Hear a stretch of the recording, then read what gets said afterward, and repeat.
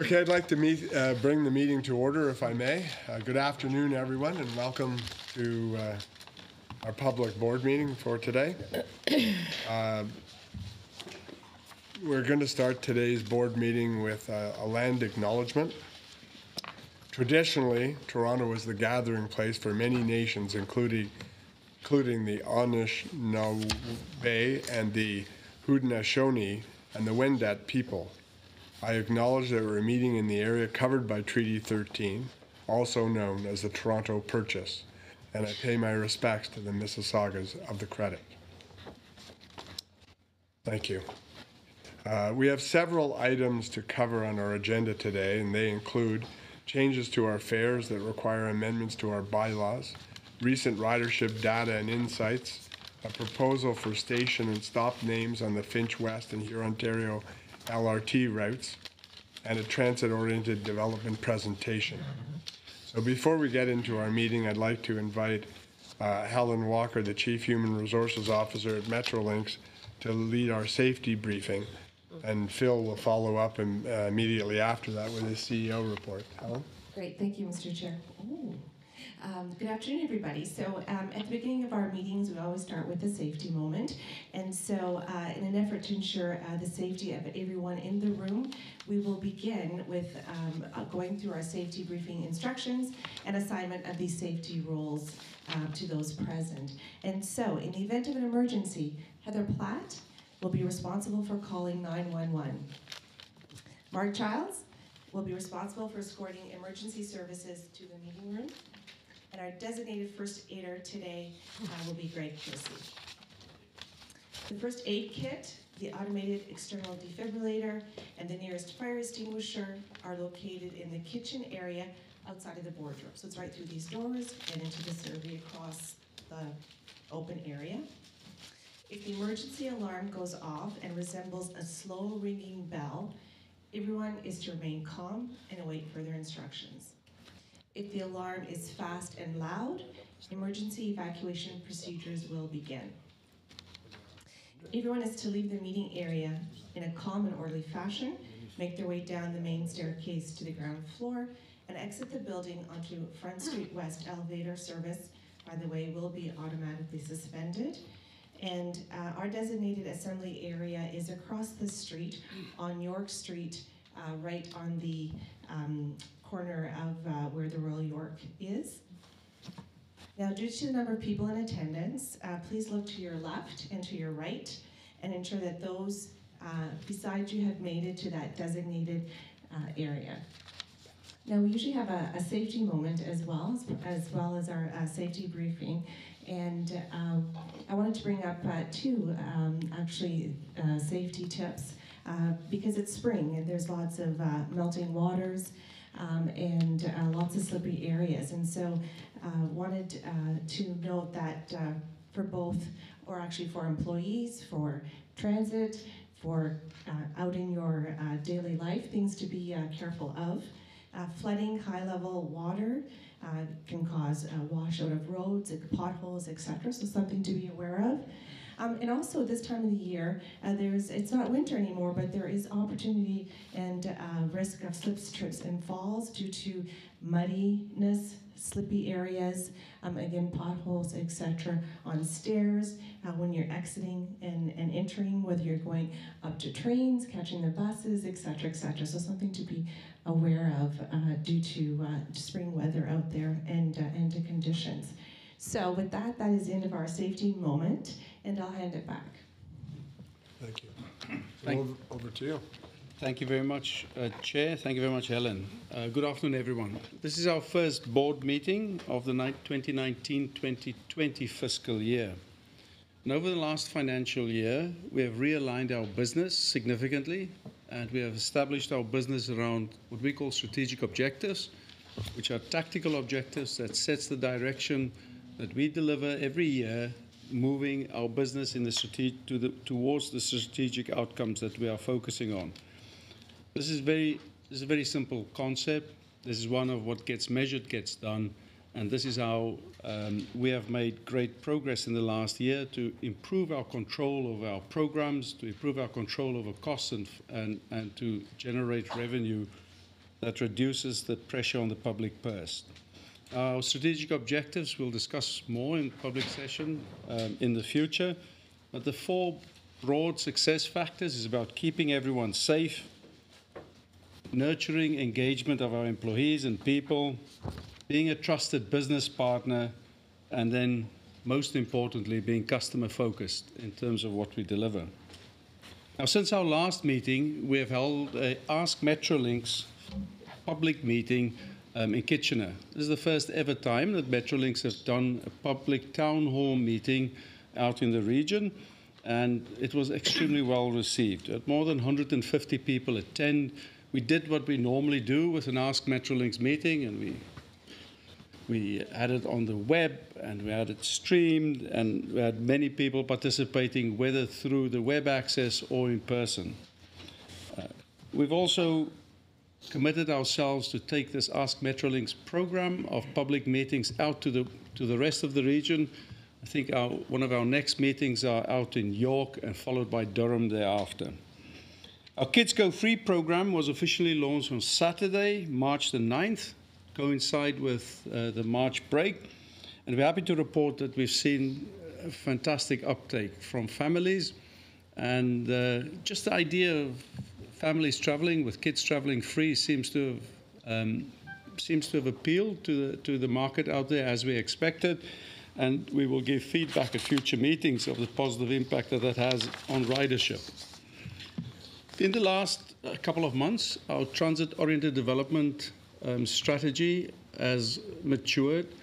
We're still working very actively on that, and somewhere later today, Leslie Wu, who's leading on transit-oriented development on behalf of Infrastructure Ontario and Metrolinx, will talk more about those important messages that we want to send the development community in terms of how we are dealing with transit-oriented development and how we are structuring our intake process. But what was great is that on March the 6th, we announced our first TOD projects that will bring a new connection at Woodbine. A new station is getting built, benefit to taxpayers around $136 million. That's money that previously would have come from taxpayers' pockets, and this is now secured through engagement with developers in the public sector and the private sector. And this is a very positive step forward, and we're very excited about what our program of transit-oriented development has in value for the province. We've also, in the last few weeks, finalized the Huron Ontario scope. We removed a part of the scope that can be done at a later stage, which is just the loop of the LRT around Square One, but still keeping the project within the budget envelope and expenditure envelope at a time when costs of construction seems to be nudging upwards. This was an important announcement, and we've dealt with our local stakeholders and communities on this, and it was a big issue, big strategic issue, and I'm pleased to say that we've taken that forward and resolved that. And then, in the last week, thankfully, not noted by anyone, as was the case in January, we've adjusted our service program, service patterns again, and we've again delivered service increases. Credit to our operations team. We've worked really hard on our readiness approach to implement changes that are significant and affect customers significantly. And this week saw increases in services to Markham, Brampton, and Etobicoke. And Greg tells me that there are 2 more services that we have increased on the Lakeshore East line, which we are in ghost running and shadow running in effect to test it out before we take it live. And Greg's confident that by the end of this week, enough lessons will be learned that we can announce that pretty soon. So watch the space somewhere in the next week or so. We're also happy to report, as you'd be aware, that the Minister made welcome remarks about the Hamilton LRT over the last 2 weeks, to the extent that we will revitalize our procurement of properties, also revitalize the RFP process, which would then be in market for We think it's going to be probably up to a year, and then get bids back and see where that LRT project can go for its next stage of approval. Then I'd also like to just reflect somewhat on an announcement made this morning. Premier Ford announced this morning that there are 4 very high-profile subways that the province will fund fully and that the province will expect Metrolinx and IO to execute going forward. The 4 is the Young North subway extension, the Scarborough subway extension, the Eglinton West subway extension, as well as a new Ontario line. And then there was reference made to a 5th line as well, which would be the extension on Shepherd that'll connect line 3 with the anticipated 3rd stop on the subway, the Scarborough subway extension at McCowan. So what's really exciting about this announcement is the fact that this is a financial commitment by the province of around $28.5 billion to the completion of these programs. Over the last couple of months, we've been working very closely with Infrastructure Ontario on a number of options of how the downtown relief line can be replaced with a higher capability, higher capacity line, and that line, as you'll see from today's announcement, is called the Ontario line, predominantly because it'll run on a different route from Ontario Place through to Ontario Science Centre, and it'll carry around 400,000 customers on an average week workday or weekday. And we're very excited about what this can do with a larger catchment area for diverting around 9,000 riders in any peak hour, which is about 15 to 20% of the peak hour, away from line 1. But because of the route that we've set it up, this is not really a relief line as such. This is a line in its own right, carrying 400,000 customers a day. Makes it a fundamentally critical part to connect Lakeshore West at Exhibition, Lakeshore East, all the way at East Harbour, Line 1 at Osgood and Queen, and Line 2 at Pape as well. And then it ends up with a connection to the Eglinton LRT. So this announcement was made this morning. No doubt there's going to be quite a lot of discussion about about this program, because it's not really projects, it's a program of work of subways, and I suspect there'll be many more opportunities to get clarity and to discuss this going forward. In terms of recognition, we always at the board take a moment to just recognize outstanding achievements and what that means for us as an organization. And I'd like to ask Don to just hand over to the Metrolinx team that did the CN Tower stair climb this year. We did that as part of our annual fundraising, and this year we've been awarded the trophy for the largest team. I'm a little bit wounded by that. It's probably I would have wanted for the best team, but, and so I asked Pat Hegarty, Colleen Watt, Sudabe Fasiyani, and Maureen Amodio to just receive this on behalf of the team. Ian McNeil couldn't be with us today, but thank you very much for all of you and for everyone who participated.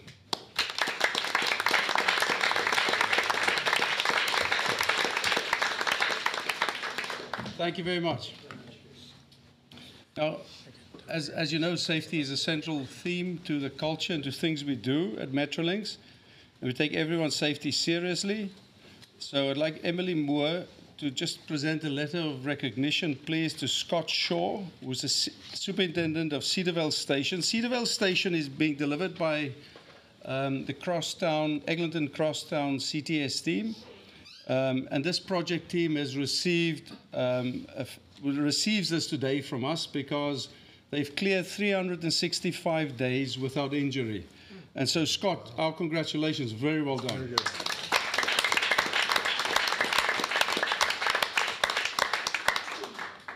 Thank you very much. I'd also recommend the team that worked on the Kitchener bus facility. This facility has received the Gold Leadership in Energy and Environmental Design, which is LEED, received this certification, and this designation speaks to our commitment to ensuring that our processes, policies, and decision-making are constantly focused on sustainability. And Robert Poirier is going to just hand that over to the team. Suganti Lem from our bus infrastructure manager. Suganti, congratulations. And you've got your team. Can you introduce your team to us, please? Yes. This is Kerry DeVries. He's the senior manager for operations, essentially my stakeholder. And this is Jack Balian, who is superintendent, who worked closely with the delivery team. And this is Anthony Louie, the project manager, who is most importantly very involved with the project. And congratulations to them. Well done, everyone. Thank you very much.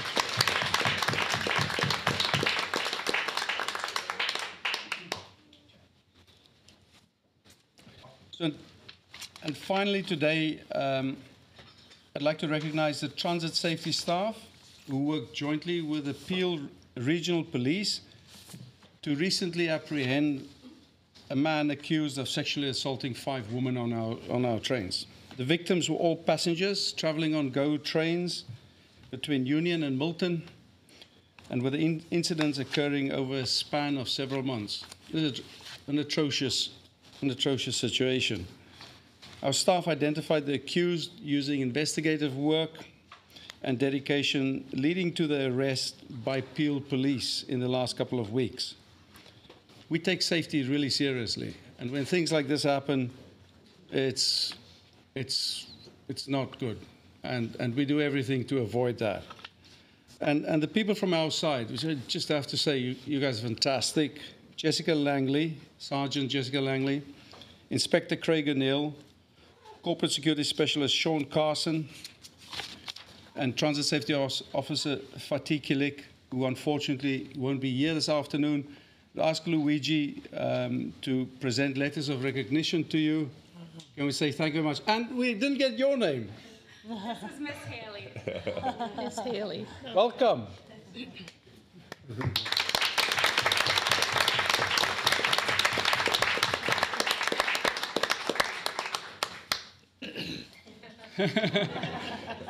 Thank you very much. Very well done. Over to you. Thank you. Thank you. So next we're going to deal with some bylaw changes, and Leslie, you're going to, where is Leslie? Leslie and Mark. And Mark as well? Okay. Oh, yeah. I could also invite both and introduce Antoine Belaif and Ken Cachet to join us at the table. Hang on a second, Mark. Well, I just wanted to ask a quick question on Please. because we while you were at the announcement, we were of course all eagerly waiting, but it came across on the iPhone as an announcement. It said the phrase you said the province will fully fund the to the tune of 28 billion, because what came across on my iPhone was 11 billion that the province would fund, and the rest was. So That's the great correction. The subtlety here is the province has not made funding from other parties conditional to the program heading on. The province is saying intention is to fund around 35% of the total expenditure of the 28.5 billion program, secure as much funding from federal sources as is possible, and then to engage and secure funding from Toronto as well as from the York region. And I think that's the subtlety. The discussions on who's going to contribute what, etc., is going to happen now in parallel to the rest of the program. But the city is, the province is committed to take the program forward and to put the priority on moving forward now with delivery. So if the feds in the city can't make up the difference, will the province did he say he would backstop it, or? So I think the intention here is to move forward and to go and work out what's the details of how this will go forward. But as the Premier has announced it this morning, This is an exciting program. This is being put in the expenditure envelope for the province, and that this is going to get built because it's the right thing for Ontario. Thank you. Okay, back to you, Mark. Thank you, Chair. Just as a quick update, just to confirm that we will assume that the paper on Go fare changes has been read, and I'll just summarize the background, and the team here is obviously available for us to take questions. But there is a resolution to move to update bylaw 2A related to both the Go Transit fares and zone changes. To be effective from April 20th. So following very thorough team review here at Metrolinx, and obviously also direction from the Minister of Transportation, and the announcement that was shared on April the 1st, we are proposing a change to Go Transit fares, specifically for a much more affordable Presto Go Transit fare of $3.70 for trips of under about 10 kilometers. And our goal here is to encourage ridership growth and create more local transit and travel options to better connect communities. And that fare reduction on Presto will range from 21% up to 40%. On non-Presto fares, the fare will reduce to $4.40, and this will apply to both bus and rail. At the same time, having not changed fares since September 2017, we are recommending a modest 4% fare change for those trips over about 10 kilometers to continue our commitment to deliver improved service and customer experience. This will be, as I mentioned, the first increase since September the 2nd, 2017. Then finally, in the bylaw, we address aligning the Niagara bus and rail fares and expanding the number of zones to enable us to deliver the fare reduction for shorter trips and for the modest increase on 10-kilometer above trips. And there will be no changes to the proposed fares. So with that, with the assumption that the paper has been read, again, we believe this is a customer benefit to encourage ridership in shorter fares and for us to continue to add to increased services for the longer fares. Thank you. Rob, you have a question. Yes, thank you very much. On the short distance, I think this is really quite exciting, and we've seen a lot of media and public interest around it. Two questions on both the short distance and the long distance. On the short distance, what is exciting for me, and which I didn't see a lot of press around, is the fact that we're seeing parity with Subway on certain lines. When you think about Danforth to Union or Bloor to Union, can you talk a little bit about that? Because it seems that you can do the trip in a fraction of the time for roughly the same cost. Absolutely. Okay. And if anyone on the team wants to make comments to that, So there is not perfect price parity, but I think that's obviously a long-term goal. But the value proposition is obviously very, very strong. I'm looking at some people I know here who for example, live close to Main Station or Bloor Station, and they've already for many years availed themselves of these services. But there was always a bit of a price differential. So now the combination of lower fares on short trips and the discounted double fare and significant time savings, the value proposition for these stations becomes very, very strong. And I would add that as we bring this communication to customers and the community, we will be talking obviously about the option to increase that local transit travel with both reference to both the time savings as well, obviously a more affordable option. If I may, just as a comment, like it seems to me that as someone that's ridden this line, that you can do it at like maybe 10 or 12 minutes compared to up to a half hour during rush hour on the subway. Yeah. Correct? I mean, correct. Is that? Yeah. My second question goes to the long fares. With experience in aerospace, fares fluctuate with airlines based on fuel. How big of a factor was fuel, and what are the other factors that went into the price increase? So as we've looked at, as the team has thoroughly kind of analyzed and brought forward this modest increase, we've obviously taken full consideration of the fact that we have reduced cost as an organization of about 5.2% over the last year and have that ambition moving forward.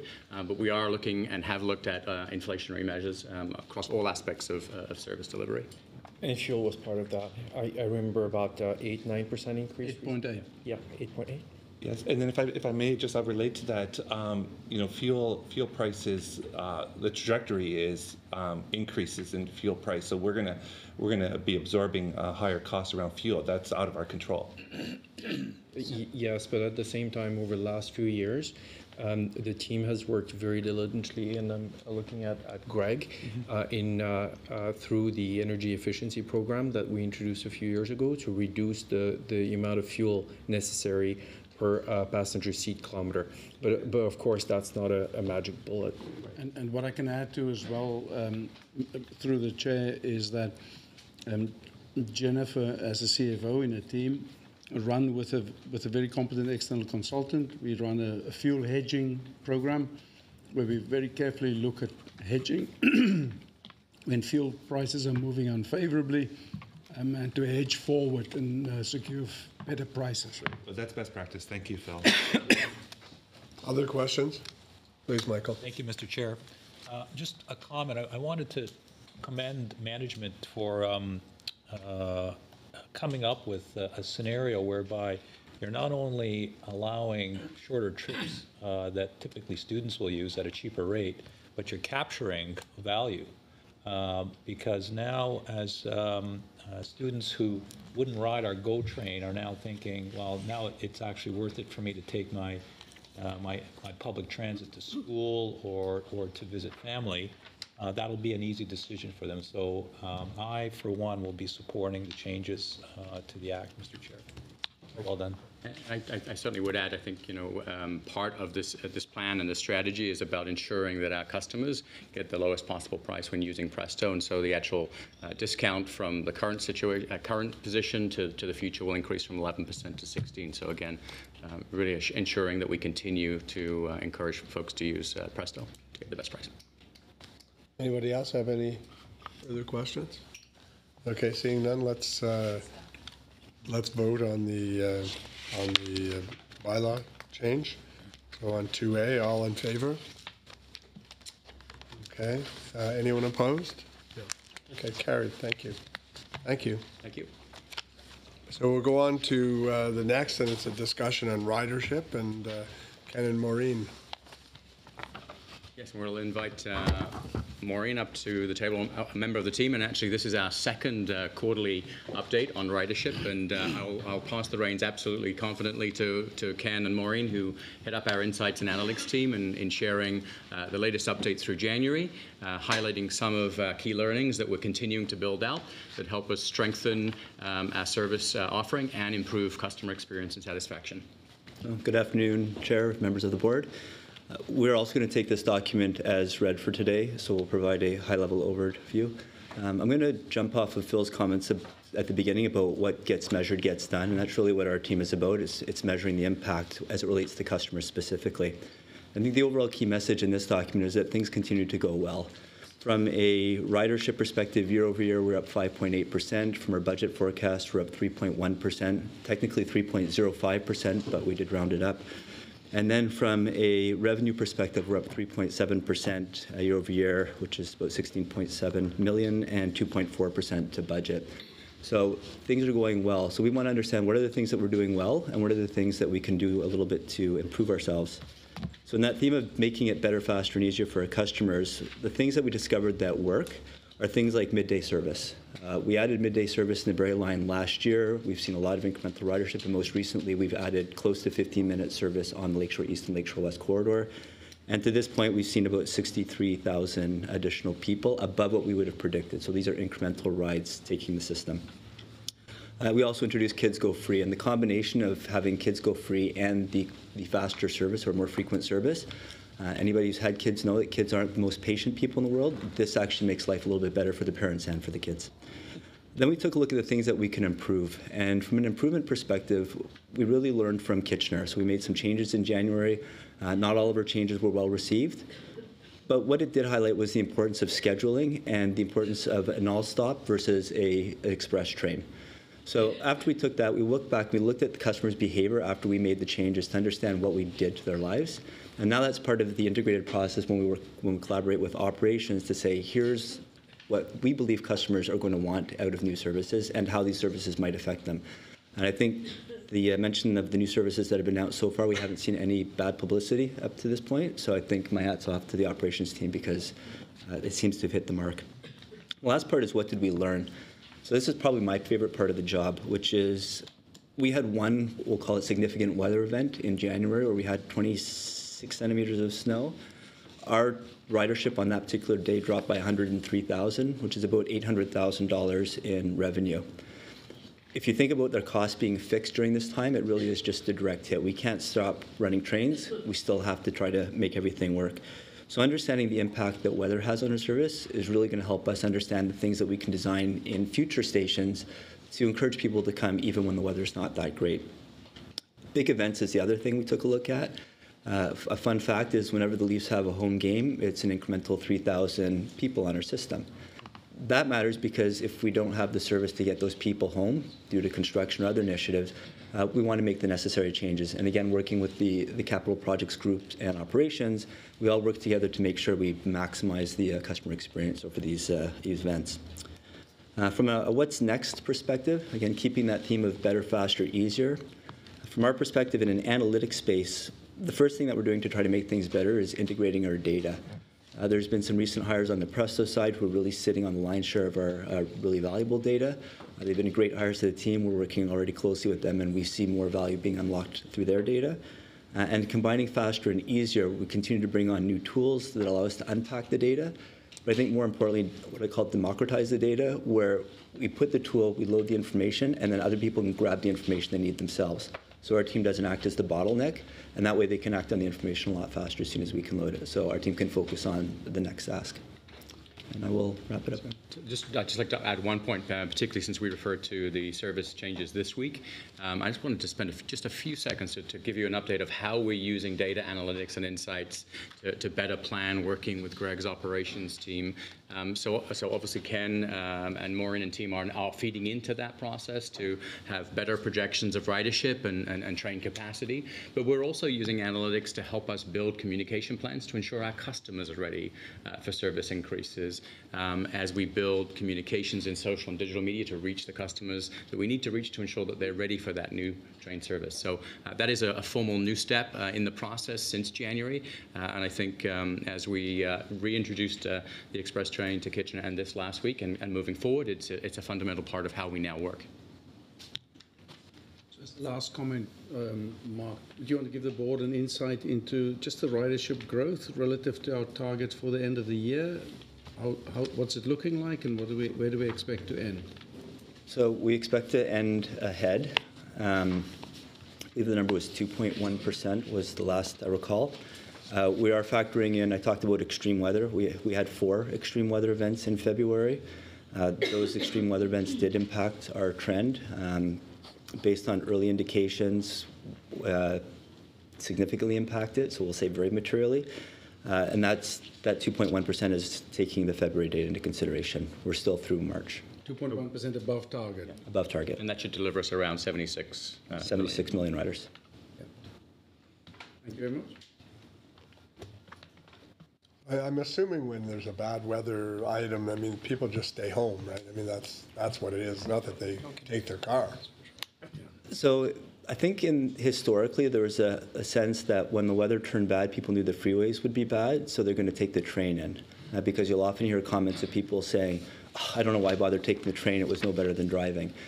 So I think what this data is helping us understand and unpack is how people's behavior changed. We haven't actually looked into the change of ridership makeup on those snow days. We do know that when the schools shut down, it's a much more significant impact than when just the buses close or when it's just a bad day. So we're actually starting to tier what the significant weather event is. But as far as customer behavior, what it is giving us insight to is what we'll call discretionary trips, where people don't necessarily have to come in. It's giving us a sense of those people who actually have to come into their job. So anybody in the medical profession, I'd imagine they don't have as much flexibility as somebody in a different profession. I think something to add for the January weather event is that the stations that we found the least impact were those city kind of urban type of stations. So as an example, overall on the 29th, we saw 36% reduction in ridership, but stations like Danforth, it was only 6%. So those stations that are less reliant on the car, we found less of an impact than those that are more heavily reliant on the car. Some of the early hypotheses from some of the insights that we're starting to learn from February, we're starting to also see that the midday service in some regards is somewhat insulated. We're still seeing growth on that midday service. So again, talking to potentially flexible work schedules, and we'll bring those insights forward as they firm up. Questions? Kathy. Just on UP, based on the original ridership model that it was built on and the assumptions that were made, are we underperforming kind of at where we needed to be or above at this stage? I think I'm going to have to come back to the board with the answer to that question because I wasn't here for the original, but maybe, Phil, you have that context? So we are currently performing in terms of volume of passengers at a very positive volume, with revenue associated with that growing by roughly 24 to 28%. From the original date, which was about 15 months ago, when the 15 months or so ago, I can't recall the exact date. It was before I joined, so it was 18 months ago. The growth in that first year, when the prices were dropped to the $12 level, has been in the 24 to 28% range. We are now at a stage where the ridership has suitably grown. We also pick up quite a lot of riders on Bloor and Western, which is intermediate stations. But in terms of building the custom, that has been achieved. And one of our objectives this year, and it's pretty public, and has always been public, has been to then take stock of what the fare adjustment was, what the ridership was, and what other fare adjustments need to be considered going forward. So that piece of analysis is something we are busy with now. Kathy, I would certainly share that the growth at 16% today is really just an outcome of what we see clearly as customers are enjoying and highly satisfied with the service. We met an 86% customer satisfaction result as we sort of came into the end of last year, and we ambition to continue to grow that. On-time performance is also particularly strong delivery, and we're working with our partners at GTAA to continue to build awareness of the service at the airport, but also ensuring that folks who are planning trips out of country, out of town, using the airport, that they're actually purchasing the tickets ahead of time. And so there's a very clear strategy to continue to build. Yeah, very vibrant. Other questions? I had one other question, Mark, and that is, the people that get on at Weston and Bloor, do they sort of take over from the airport people? Like, is there is that helpful that they get on or not? Well, we do know that the composition of the stations are very different. And yeah, I'll take that one. Just when I take it from downtown to the airport, I mean, it's chock-a-block when you leave here, and lots of people get off at those stations, right? So what makes Up Express unique is it actually has two peaks. So normally we think of peak travel into Union Station in the morning and peak travel leaving Union Station at night. Up Express actually has peak in the morning and at night. And what drives a lot of that is the makeup of the traveler. So what we refer to as commuters, most often those people who typically get on at Union and Bloor and head south to Union Station in the morning, that group has been increasing significantly year over year. But what makes it interesting is the airport travel has also been growing. So we've seen growth across all three segments right now. The alternatives to them aren't as appealing because it's a GO train service right now, which doesn't run all day. The service runs all day. It also runs 15 minutes. It's entirely climate controlled. They've got Wi-Fi. They've got washrooms. It's a great service. Whereas the GO service doesn't run all day, and those trains headed out to Kitchener are quite busy. So this service is very appealing to those commuters right now. They are competing with our airport travelers. There's no doubt about it. In peak time, heading north in the evening, where you have people's suitcases and luggage getting on at the same time as those commuters. And that's part of what we're trying to understand is to the extent that it's competing and to the extent that it's potentially impacting our airport traveler. I would say that Bloor is probably more of an even split between commuter and travel to the airport. More southernmost. I've got a question on you had the mention of the 3,000 Maple Leafs fans, and as a regular commuter, I know that there's a lot of events that do that kind of spike. And how much granularity are you getting into? Is it like when there's a Sky Dome, or not? It's not called Sky Dome anymore, whatever it's called this year. But when there's a big concert, that kind of thing. Because I know this summer with the exhibition, by the time the train's coming to exhibition, it's full. No one's getting on. So. Is that the kind of predictions you're doing? I think it's you got all kinds. Yeah, so many things. Your question is very timely. Yeah. Right now, we're really getting into the weeds on that topic because of all the expansion that we're expecting. We want to really understand to make sure we preserve that customer. Encourage customers to use our service to get to those big events. We want it to happen. It's protecting our off-peak services. It's a great customer experience. So I think we're getting there. I wouldn't say we're quite there yet, but it's top of mind right now for us. Yeah. And the team is underselling kind of their capability. They are able to look to the hour, to even the minute. To the minute. So as we build out that capability, I think it's going to be an incredibly valuable tool. Yeah, I think the idea of extra trains and that responsiveness to what's happening in the city, that would just be huge if we can get there. And it's a lot of people at one time. Yeah. It's absolutely. I would just add, it's a great experience coming in. It's not such a great experience going back out. And depending on the team and the event, the concert, the festival, everyone is unique, and we want to reflect those different components. And we can work with our transit safety team as well to reflect what you're talking about. Yeah. We get the number, but the experience is also an important component. Mr. Chair, just a comment. And just in terms of ridership, to one of the earlier comments, the up experience, I think, is more of what Metrolinx is going to be doing. It got a little bit of a rough ride early on because of ridership, but I can certainly tell you, I use one of those stations, and there is a beehive of activity around both the Weston and the Dundas station in terms of future development. And that was really the key driver of an up opportunity, is not only picking up the riders from the downtown to the airport, but what is that line going to do along the way? And I can certainly tell you, you'll be seeing a number of development opportunities coming up in both of those areas. Developers have come around and started buying up a lot of the old sites, and that's where the future ridership for those two stations are going to come from, is the future development potential. And I think that goes to the essence of what Metrolinx does, which is connecting communities. So I'm a fan of UP, and I think your ridership will slowly increase over the next 10 years. Thank you. I don't know, at peak times you can't even get on that thing with a suitcase. It's so busy. We may have to start doubling up, Mr. Chair. Yeah. Anyway. Okay, anybody have any other questions? Okay, thank you. Thank you. Mark and Maria.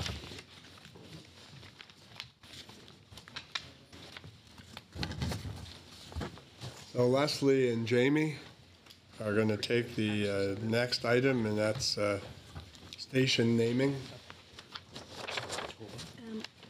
Yeah, I'd like to introduce Tobin Ellison. Tobin is our guru on naming, and particularly on wayfinding in relationship to naming.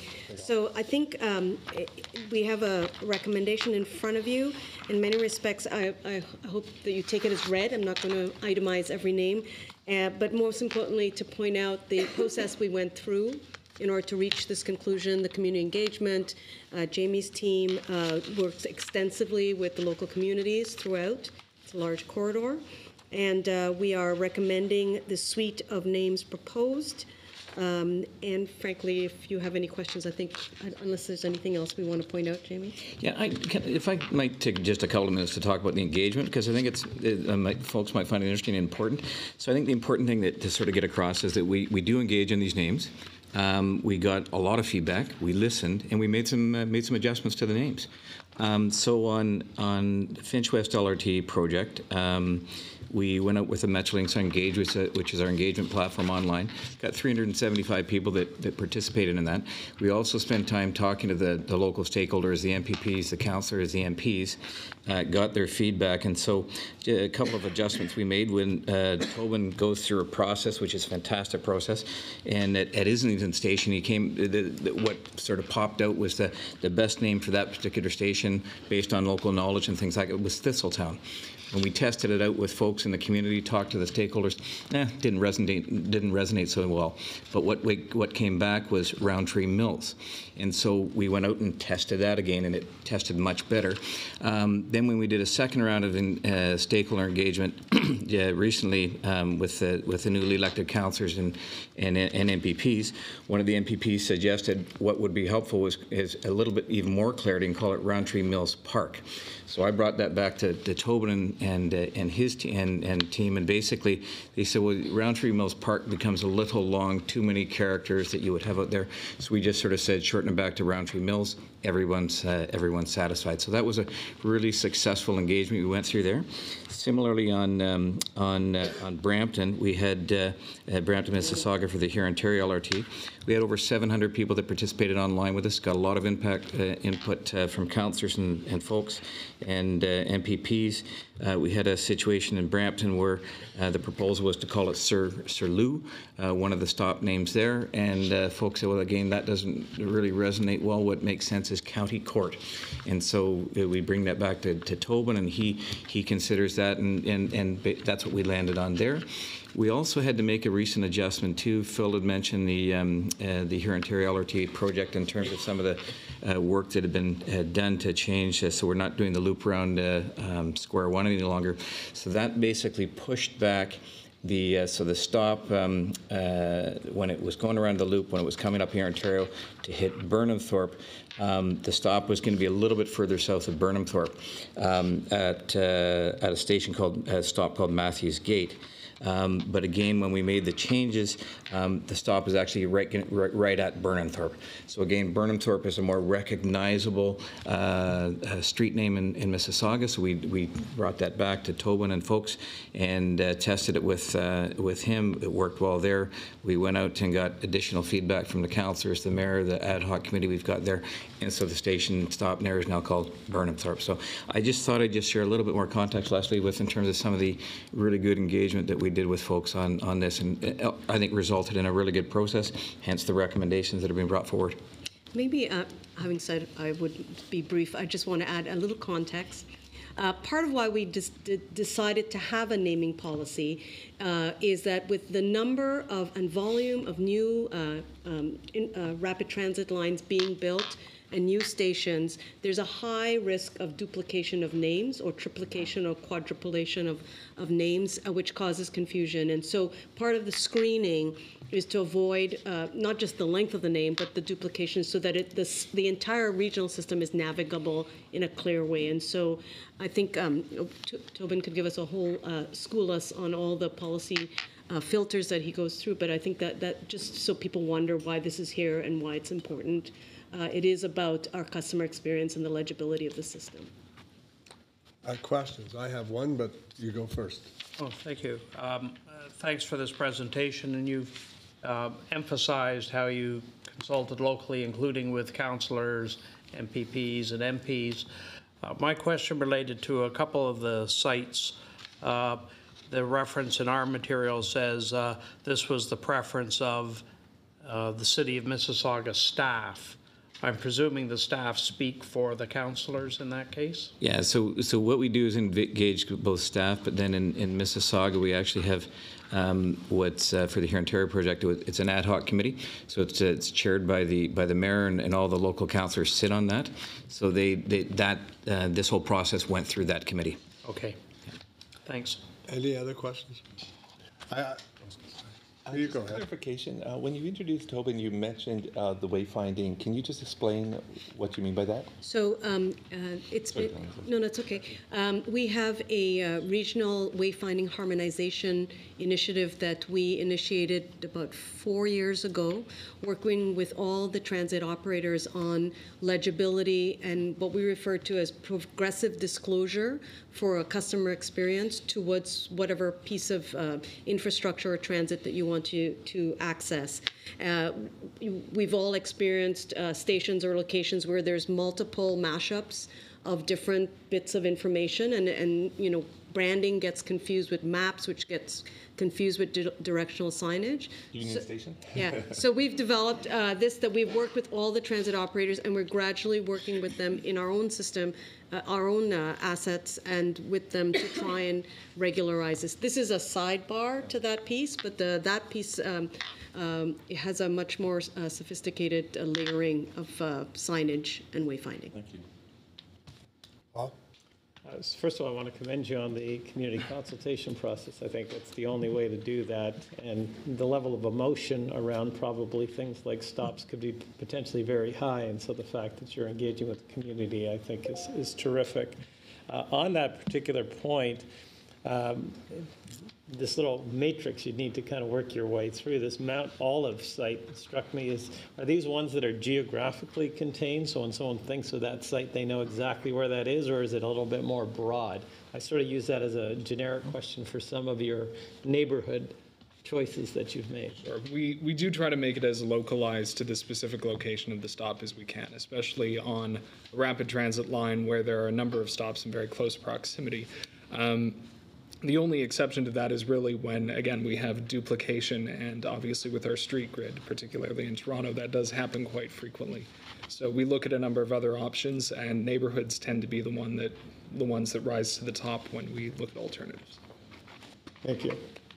Anyone else? The question I had, because I'm a financial guy and I'm always thinking about money on these things, what's our policy around naming stations? So you mean would the Like Shoppers a Drug Royal Mart Bank station? or the Shoppers So Drug I think that's a layer that we would apply to this. This is kind of our foundation wayfinding name. I think there is opportunity definitely for considering that. We'll have to come back to you with more details, but it's not off the table. Okay. I keep thinking about the Royal Bank's Union Station for $500 million or something like that, you know? Scotia paid, what, $800 million for naming the ACC. Yeah. I wouldn't mind getting $800 million for something. So, anyway, Well, okay. the Royal Bank Plaza, how much did they pay for that? Is there like Yeah, I think because they rented it, they get the name. There's a recommendation. resolution on the naming on here. Does anyone want to speak anything about the resolution before we put it to a vote? Okay, so all in favor? Okay, any opposed? No. Okay, carried, thank you. So thank you, Leslie. And Leslie, you're back up there. Still here. I'm still here. So now we're going to talk about one of our favorite topics. I'm just going to invite some folks up to the table. So thank you, Mr. Chair. I'd like to introduce some folks. Michael Norton is our Director of Land Development. Lorraine Huniak is our Vice President of Corporate Real Estate. And this is Michael Fetishin. Michael is Senior Vice President at Infrastructure Ontario, whose job it is to focus on transit-oriented development as well. And I'll explain why we've got this cabal of people up here to talk about this topic. But let me start first by saying what you have in front of you is there are really one prime recommendation, which is about the guiding principles, objectives, and a strategic approach to transit-oriented development. This is following on the report that we brought forward in December. I would like to acknowledge that an earlier conversation with the board, there are some recommended amendments which I'll speak to on the principles, and I will take you through that. The other thing to point out that I want to talk about is the fact of the creation of an integrated team between Infrastructure Ontario and ourselves. We believe that together we have the right match of capabilities to advance the program. So first, you've got the recommendations in front of you. A reminder that when we use the term transit-oriented development, we are very much focused on the real estate portfolio that Metrolinx owns. But there are opportunities that exist outside properties that we own, in particular adjacencies to our transit stations. So the TOD is meant to encompass that breadth, and that's what we presented in December. We've got in front of you 4 guiding principles, and I would like to augment and recommend that as part of what you approve today includes these augmentations and enhancements, specifically around, firstly, on the customer experience, that we think it's important that the notion that design excellence is a significant component of how customers experience the system. And then when we talk about enhancing station areas, it's not just the access alone, but it's also about the quality of the design. So I think I would suggest that amendment and addition. Second, city building is a very broad concept.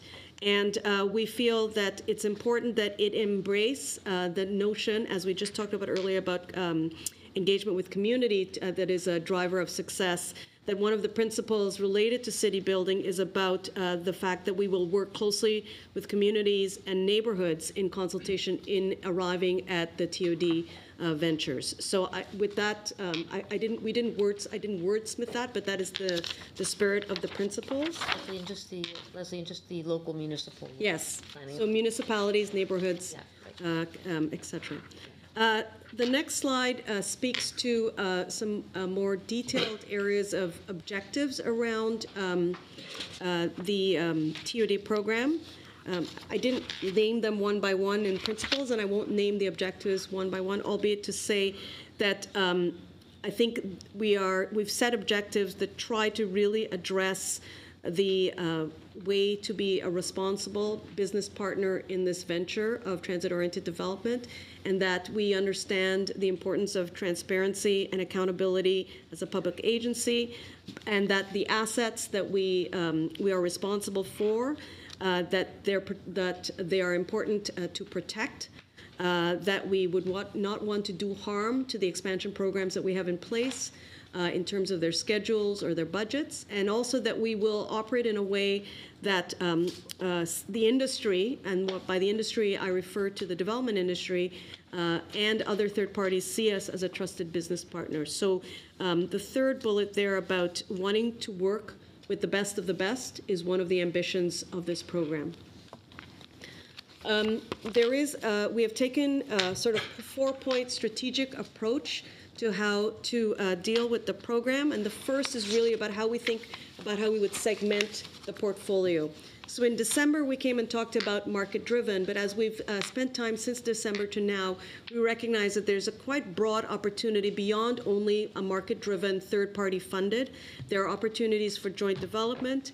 There are opportunities for dispositions. I would say that Mimico, in many respects, which was the sale of air rights, is a fee-simple disposition, and so we should not discount that as part of the ability to generate revenue out of our real estate portfolio. And then we have connections. So we are creating more rapid transit, and lots more property owners will benefit from whether it's below-grade connections or other types of connections to our network.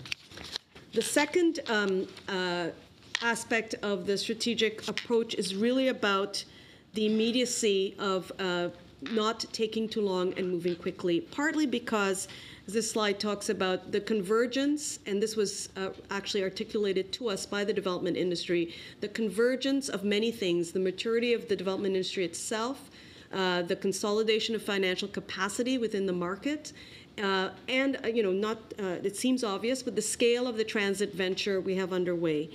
And also the fact that the government is very supportive of advancing our transit-oriented development. We have begun engaging the market, but we know that we want to have a more sort of formal way for the industry to approach Metrolinx.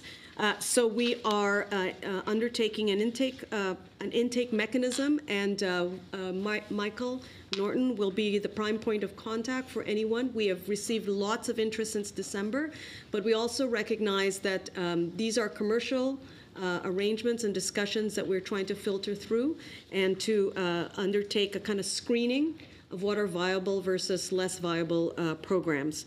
And so that's one of the steps forward.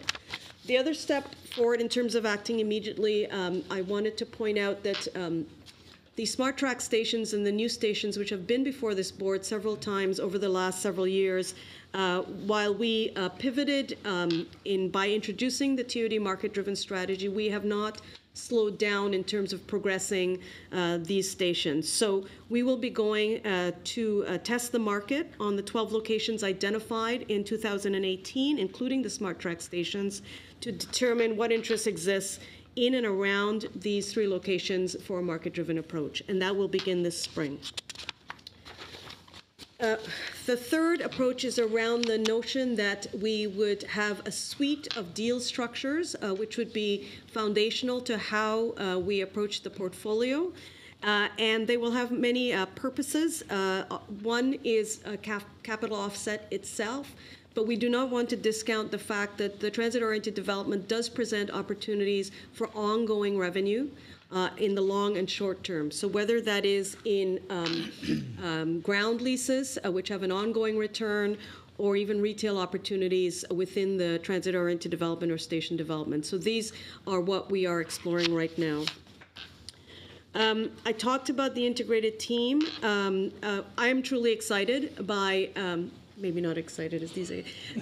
I'm very excited that we're going to bring the best of the 2 organizations together on this venture. And already we're seeing the synergies that are possible, and we will be a co-located team, and that's getting going right away. So we will have great capacity. In terms of next steps, obviously this is something that is important to the organization, and we will be sure to be reporting periodically on this. We will be discussing with the board at a future date about how the board would our board and the Infrastructure Ontario board would like to govern the transit-oriented development, and we'll progress with that. And the other 2 items I've already mentioned. So that's quite a mouthful, but I will open the floor. And I don't know if there's anything I left out that people want to make sure. Yes, Michael. Thank you, Mr. Chair. Thank you, Leslie, for the presentation, and I'm happy to see that we've included some of the comments made by the board in the earlier discussion. I think those are important guiding principles on what I think is probably a milestone event at Metrolinx, which is understanding the opportunity around transit-oriented development. As a new board member, certainly, I think this is the right thing to do. Understanding how land around stations can be utilized, ensuring that there's community benefit, design excellence, an inclusive consultation with not only the community, but with the local planning body, whether we're in Toronto or in Kitchener or wherever. I think those are important steps, so I applaud you. I will make 2 more comments. In terms of how the board's going to be engaged, I spoke a little bit about an approval process, and I'll just reiterate again. I think it's important that the experience that's on this board gets fettered into decisions the management make, and I think there should be 3 criteria to looking at all these TOD opportunities. One is a sound financial business plan that we'll be looking for management to forward to us. The second item would be, what is the effect on ridership? One would expect that it would be an increase in ridership. And I do think, being the province's transit agency, we do want to see ridership increase. And certainly the third component, I think, is probably the most important, is what's the community development benefit? And this could be social, this could be the the delivering of a community use or some green space. But I think those are three guiding principles I certainly would like to see as a board member looked at on any of these TOD opportunities. Second comment, Mr. Chair, in terms of dispositions, I'd like to suggest that we look at any dispositions through a lens. And the lens should be, if we can at all retain ownership of our assets, we should be retaining that ownership. And certainly if it's a strategic asset, we'd like to see certainly an understanding of why we need to dispose of any of our properties. And I say this because in the public interest, if Metrolinx is in control of a property, public should have comfort that the right decisions will be made. Once that property is sold to a third-party developer, then it becomes even more difficult. And I'm talking about assets that aren't important when it comes to development. I'm talking about non-strategic assets. So I'm just reiterating my experience that any land dispositions should be thought of, and management should look at ways where we can retain ownership, generate revenue, and if at all possible, manage the community expectations. And in terms of the governance model, I'm fully supportive of the governance model and will be supporting your motion. Ben? Well, just to build on what Michael said and also to build on our discussion this morning, I too am very pleased with how you reframed the principles, Leslie. And the framework that Michael has suggested and that Robert actually contributed to as well this morning, the three-part, what's elegant about it is its simplicity. And at that time, I think this morning we said, well, it's included, and if you go through the detail, it's implicit but not explicit. And I'm wondering, it just struck me that under strategic approach, you could actually make that three-part framework explicit as a fifth point. And I'm wondering, Michael, the idea of seeing where you can to retain ownership of assets, and I'm with you on that page as well, whether that you would even want to include it as part of a four-part framework. It's just that I don't want to lose these. Can I make a suggestion? Because the three pieces, which is the financial business plan, is linked to the principle of a fair value exchange. We would want the fair value to be reflected in a good business plan. The ridership impact is aligned with the ridership increase principle, and the community benefit is an extension of the city building community engagement. So I think we could be more explicit and use that language, but I see that rather than being in the strategic approach, which is a how. Which is a how. Yeah. Although that would be my suggestion. Right. Okay. Well, that I just in a way the three-part is both a framework, but you know, as we talked this morning about the sidewalk, having a framework that is visible, that people can be comforted by, and however you choose to put it in. But I think just making the points made more explicit. Yeah. On the issue of where it's possible, can you own the assets long term rather than sell them? But long-term leases and everything. I guess because I've been around for many years, I have seen mistakes made where something is sold, and then we go, oh my goodness, what did we do? And my experience, and Don, you're so experienced in this from the investment point of view, maybe it's just what I mean from making mistakes. Yeah. What is this, buy high, sell low? I've done that a few times.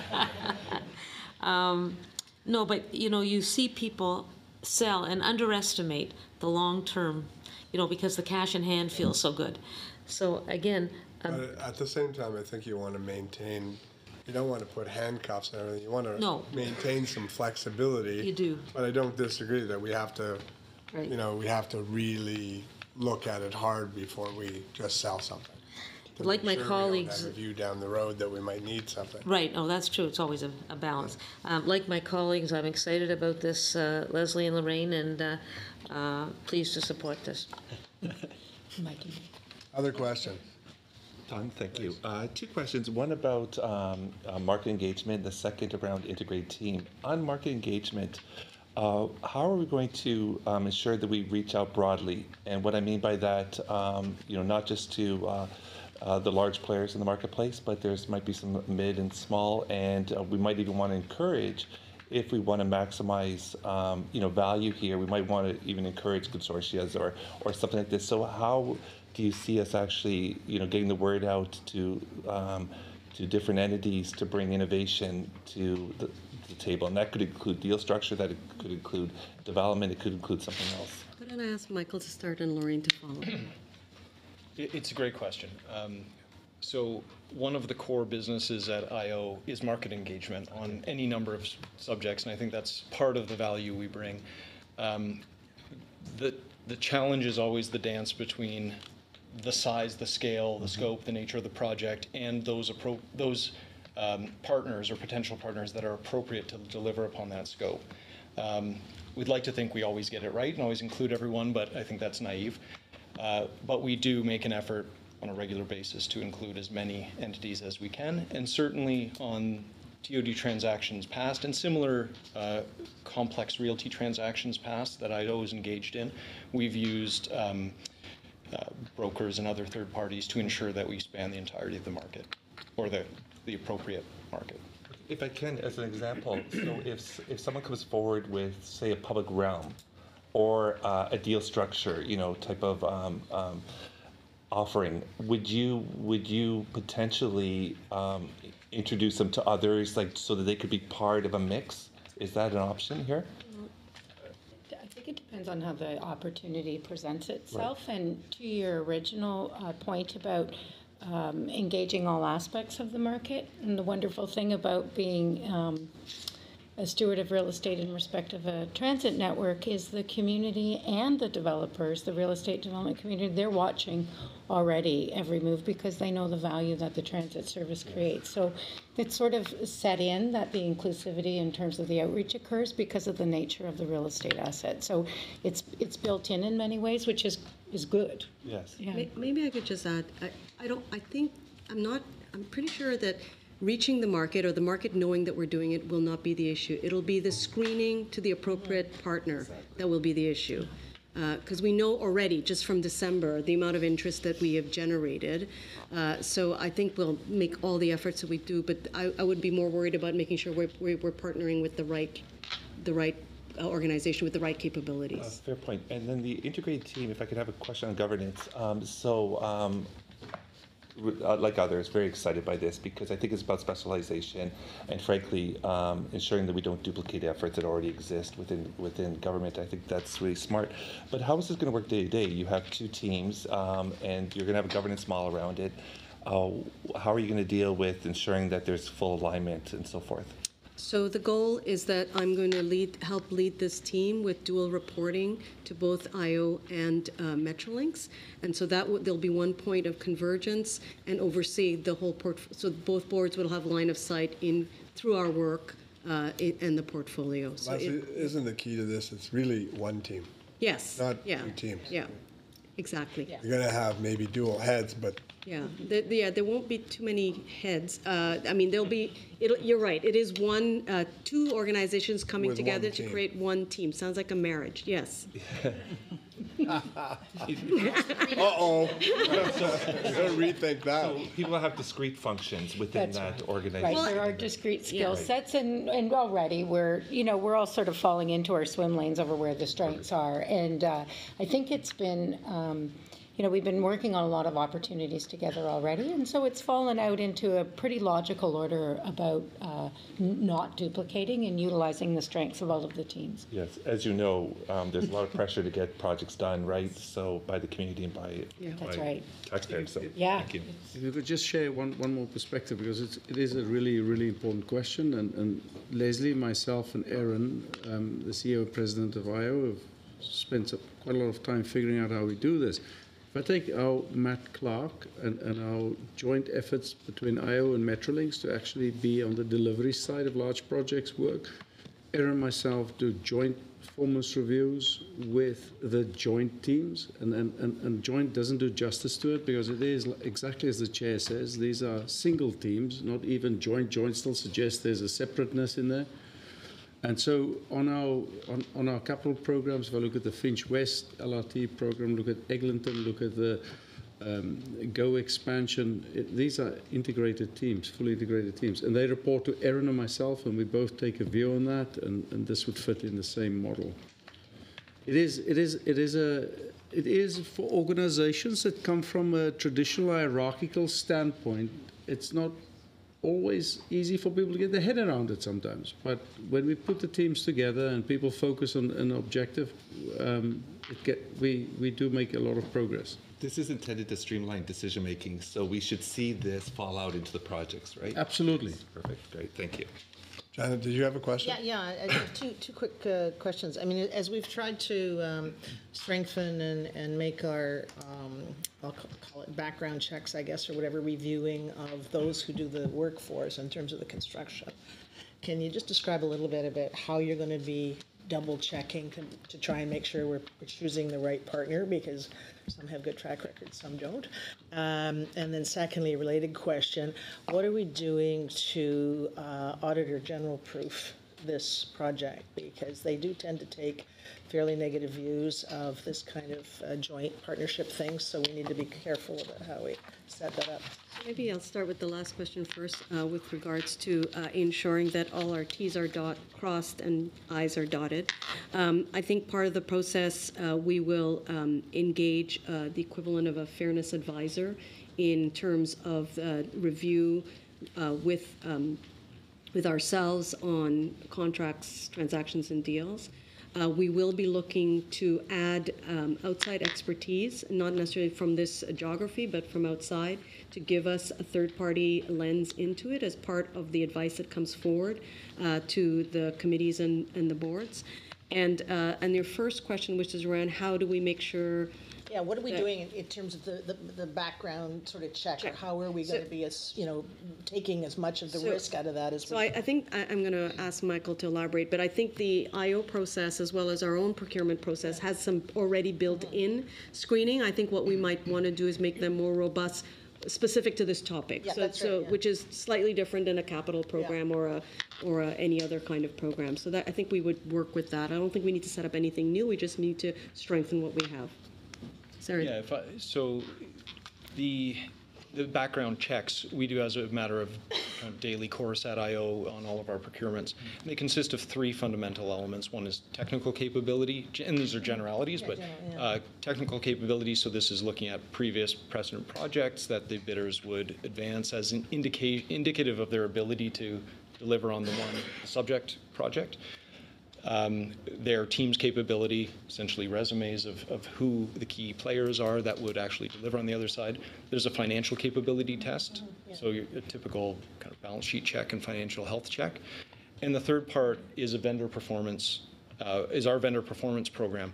A little more difficult to bring to bear here, but this is around the history on our particular projects. We use this on our capital deals, so how have those vendors done in the past? It's a relatively new addition to the IO set of criteria, but with a little bit of history, one could bring that same kind of third leg of the stool to bear on these projects as well. Yeah, because there's a community relations sensitivity in these particular projects that are not necessarily as high on building the railway bridge, or overpass and stuff of that kind. So I think whether we add that to it or however we do it, we really need to assess that very, very carefully. And to ensure that as we progress with a partner and some of the opportunities we're learning in right now about, and Michael's been very careful ensuring that there's always mutual agreement on how we proceed, that the commercial confidentiality is always a two-way street, consultation, our position on how we should be proceeding together, that's built into the documents to get the sensitivities that you're talking about. Okay. Janet, when you said that about local stuff, how I was sitting here taking it was, we have a process that's much like this for our capital thing, other than the piece that you were just talking about. And it sounded to me like you were thinking that sensitivity item is more like the local communities want to use the builders that are their local builders. Well, there might be that issue. There might be that issue, but what I was, and actually that's another interesting point, but it's just because what we build can be so sensitive in terms of what's happening in a community, what's happening politically, and if we have a partner who is tone deaf, or if we have a partner who doesn't know that the big meeting tonight in the community and you need to send your smart person there, not just the person who's checking the boxes, or you need to get back to us in an hour with the answer because we got 50 reporters on our front desk, step. That's important for us, right? And we've seen in the past when we've had people, they might be great at constructing, but they're not necessarily good at that other piece. And I think as we go into this, because the more and more we're doing, and the faster we're doing it, the risks for this organization and the projects go up, right? So I think that's just on these. And no one's ever done this kind of public-private partnership. And within the political arena, as we know, there is a whole world of people who love to dump on public-private partnerships as bad. So they will be... At many levels. At many levels. So they will be wanting to grab this, saying, see, we told you that would screw up. So we need to kind of... I think that's a great suggestion. I would refer to that as checking the track record of your ability to engage with the community, and I think that's something that we should definitely... Communication and everything. Yeah, it's just that whole small p political acuity might be another way, you know. And the good developers know how to do that Some already. do, yeah, and absolutely. are already engaged in the planning approvals process. Undoubtedly, you are 100% in the right space, Yeah. Janet, because even with developers knowing how to talk Yeah. to communities, this is a different language now when it has a transit flavor to it and we're in the mix. And this is why what we do in Jamie's team and the communications team, you're right, continuously evolve that and respond to that. That's good. This has all of the reputational risk impact. Other questions? Emily, did you? I don't know if you can actually answer this question, but I'm struggling a little bit with sort of the pace of change as this is evolving, sort of an evolving. So's Phil. Yeah, it's sort of an evolving strategy, this integrated team. Some things are starting in June. So I'm just kind of trying to get a sense of where you feel we are on the maturity curve in terms of Metrolinx's ability or the integrated team's ability to deliver this and sort of, do you feel like we'll be ready a year from now, or like is it learning by doing? That's what I'm sort of. I'm going to say all of the above.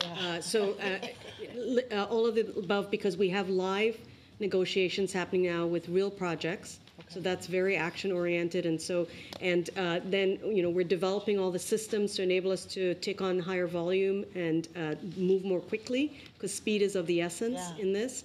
And so I would say what I would like to say to the board is that yes, within a year we'd be in a better position to have a clearer trajectory, but we will not go without talking to you between now and 12 months from now. So we will be back quite frequently to give you a sense of how we're progressing. We want to shape out the portfolio to help you understand year over year how we're advancing. But we are between the announcement, the Woodbine, Mimico, and there's a couple others that I think we are nurturing. So we will definitely come back with that with a bit more structure as to help you get a handle on the whole piece. And then if we share, we went with a confidential commercial type meeting or a market sounding we've now been on 2 occasions with developers, one with a group of here and then a smaller group with a separate group of developers. And the strategy in terms of what we do at Metrolinx is very much biased over the last year and a half towards learning by doing. With TOD, it's even more in the learning by doing space. And developers came to say to us, please, don't tell us any more about what your ambitions are. We know, we share them. The real issue is not an alignment on ambitions. The real issue is an alignment on delivery. How do we get agreements? How do we get pro forma contracts? How do you, and I will share very openly, this is what developers said, how do you as a government organization achieve your transparency objectives but are still in a position to close deals with us that's not going to be changed 3 years later? So those are questions we need to come up with answers to. Those are very real challenges that any government organization or arm's length agency has in order to convince the market out there that they can transact with us. And so learning by doing is very much where the team is sort of targeting and getting things done now and getting them through and learning from that and coming back to the two boards, IO board, Metrolinx board, and sharing and building up that governance capability within our proposed governance structure is going to be key. Another point just occurred to me as I was listening to this discussion. The criteria that we have out there, because one of the things that I think is going to happen, and I saw this yesterday when I was out on the Durham tour with Phil and Dawn, there's a whole bunch of communities out there that are trying to build and grow and economic growth, and having a GO station is, we need that, right? We've got a developer for you, so we've got it all figured out, right? So I think we need to, as we're going through this, is how do we delicately either head some of those off at the pass, or so they're clear that, just because they've got a developer who says, hi, I'm here and I'm prepared to build this station, doesn't mean you've gone through the criteria. So we may have some management on that side as well, just to pay attention to. So the point I will make is by initiating TOD, we don't abandon all the other rigor that we apply throughout the organization. yeah. So initial business cases are a true mechanism for a discussion around a station in this location. Does it make sense from a transit standpoint? Because I think we promised 3 new stations yesterday, if I rehearse. Anyway. Don't do. Yeah. So we'll be busy doing business cases to really demonstrate the benefits or disbenefits to the whole network or to the community or the land around. So those things will kick in terms of the decision making and the screening. Yes. Monday, not Tuesday. Gary, you've got a question here. Sorry. This is more just a suggestion. Having been involved in development over a long-term period, one of the biggest impacts is market volatility and change of market on the development. And as you're moving forward, pulling together your terms of references and your processes, I think it would be good to do some analysis of what's happened to projects that are similar or with similar agencies through a period of market downturn, to be able to assess what are some of the risks that you can plan for, and that our processes reflect those risks, so that we can have an understanding.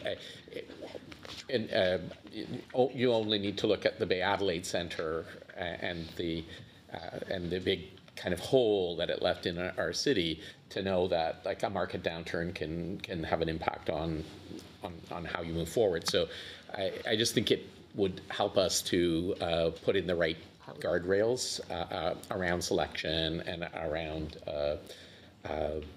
just to be aware of things that we'll need to be aware when we're entering into a development. Any other questions? Anyone else? Okay, so we're just asked to pass a resolution here, just kind of accepting this approach from the point of view of the guiding principles, the objectives, the strategic approach. As I verbally amended. Right, as verbally amended. And they say that they'll be back on a regular basis, but I mean, this is such a high-profile thing. I mean, everything's going to come back to us, and it's going to be probably at every meeting, like if things continue to go at the pace they're going, right? We hope so. So moved, Mr. Chairman. Thank you. I have to support it. All right, all in favor? Absolutely. Okay. All right, there's no objections. Passed unanimously. Thank you. Thank you. So I think that brings us to the end of our public session.